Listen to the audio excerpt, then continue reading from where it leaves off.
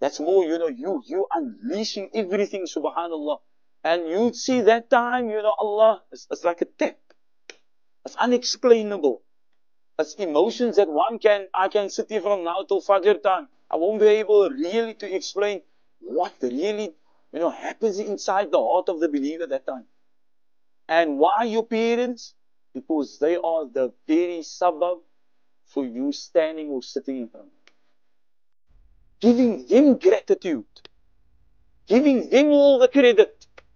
That mama, papa, bia, mommy, ummi, abi, if it wasn't for you, imagine. This is what you raised. So, gratitude to our parents. For those who don't have parents, guess what our forefathers said? Guess what was the tradition? Then the first house to knock is a house that belongs to all of us. The maqbara, the graveyard.